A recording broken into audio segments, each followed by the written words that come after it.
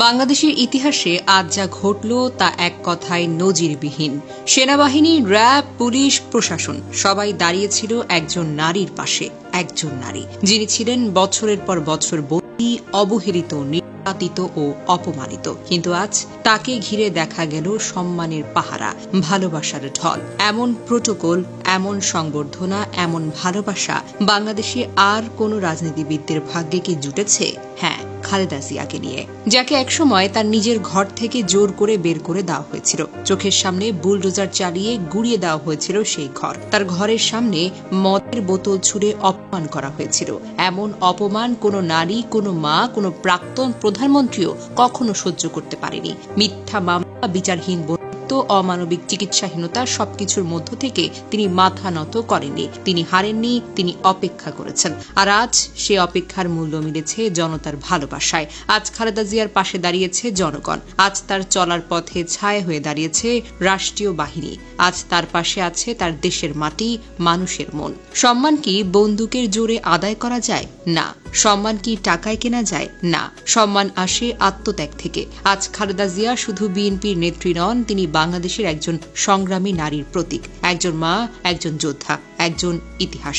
এবার একটু ভাবুন, যে সময় তাকে সবকিছু থেকে আলাদা করে দেওয়া হয়েছিল, সে সময় তার ঘরে আলো ছিল না। সেই সময় যারা হাসছিল তারা আজ নিঃসঙ্গ, একা এবং কোণঠাসা। সময় সবার হিসেব নেয়। আল্লাহ যাকে সম্মান দেন, পৃথিবীর কোনো শক্তি তাকে অপমানিত করতে পারে না।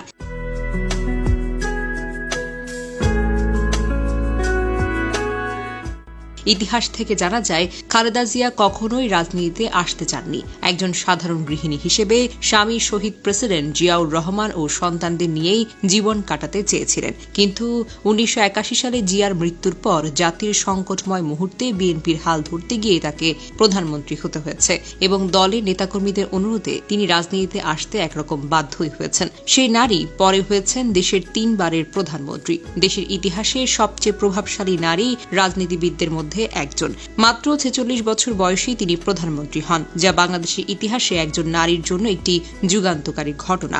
1991 সালের নির্বাচনে বিজয়ের পর তিনি প্রথম গণভোটে সংসদীয় সরকার ব্যবস্থায় নির্বাচিত হন, যা ছিল বাংলাদেশের জন্য একটি বড় রাজনৈতিক পরিবর্তন। তার শাসনামলে দেশে বহুবার অবরোধ, হরতাল, রাজনৈতিক সংকটের মধ্যেও তিনি সাহসিকতা ও দৃঢ়তার নেতৃত্ব দিয়েছেন। খালেদা জিয়া 2 বার রাজনৈতিক প্রতিহিংসার শিকার হয়ে কারাবন্দী হন। তত্ত্বাবধায়ক সরকার এবং আওয়ামী লীগ সরকারের আমলে সাজানো মামলায় তাকে বন্দী রাখা হয়, কিন্তু বারবার তিনি প্রতিকূলতা মোকাবেলা করে ঘুরে দাঁড়িয়েছেন। জেলে থেকেও তার জনপ্রিয়তা কমেনি, বরং সাধারণ মানুষের মাঝে তার প্রতি সহানুভূতি ও শ্রদ্ধা আরও বেড়েছে। তবে সময় কত নির্মম হতে পারে তা খালেদা জিয়ার জীবনই প্রমাণ করতে পারে। সাবেক প্রধানমন্ত্রী শেখ হাসিনা, যিনি একসময় সবকিছু নিয়ন্ত্রণ করতেন, তিনি আজ নিঃসঙ্গ ও নিস্তব্ধ।